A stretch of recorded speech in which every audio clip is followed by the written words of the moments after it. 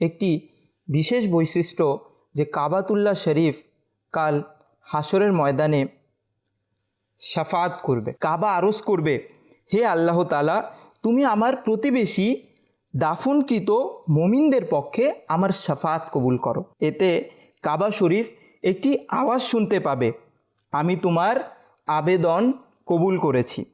তারপর মক্কায় মৃতদের উঠানো হবে, যাদের চেহারা সাদা থাকবে। তারা সকলে এহরাম পরিহিত অবস্থায় তালবিয়া অর্থাৎ লব্বাইক আল্লাহুম্মা লব্বাইক পাঠ করতে থাকবে। তারপর ফেরেশতাগণ বলবেন, হে কাবা, এখন চলো। কাবা শরীফ বলবে, আমি যাব না যতক্ষণ না আমার আবেদন কবুল করা হয়। এতে আকাশ থেকে একজন ফেরেশতা বলবে, তুমি চাও, তোমাকে প্রদান করা হবে। এতে কাবা শরীফ বলবে, হে আল্লাহ, তোমার গুনাহগার বান্দাগণ যারা একত্রিত হয়ে বহু দূর থেকে ধুলোয় মাখা হয়ে আমার কাছে এসেছে, তারা স্বীয় পরিবার পরিজন আত্মীয় স্বজনকে ত্যাগ করেছে, তারা নির্দেশ মান্য করতে এবং জিয়ারতের আশায় বের হয়ে তোমার হুকুম অনুযায়ী হজের কার্যক্রম আদায় করেছে।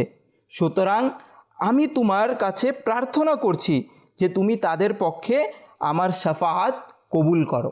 সুতরাং আল্লাহ আজ্জা ওয়াজাল ইরশাদ করবে, আমি তাদের পক্ষে তোমার শাফাআত কবুল করেছি। মাদিনী চ্যানেলের দর্শক শ্রোতা, এই ঘটনা দ্বারা আমরা জানতে পারলাম যে কাবাতুল্লাহ শরীফের যারা তাওয়াফ করবে, যারা কাবাতুল্লাহ শরীফের নিকটে কবরে শায়িত থাকবে, যারা কাবাতুল্লাহ শরীফের জিয়ারত করবে, তাদের জন্য কাবাতুল্লাহ শরীফ শাফাআত করবে। তাদেরকে ছাড়া কাবাতুল্লাহ শরীফ হাসরের ময়দানে যাবে না। তাদেরকে আল্লাহ তাআলার নিকট থেকে ক্ষমা করাবে, তারপর কাবাতুল্লাহ শরীফ হাসরের ময়দানে যাবে।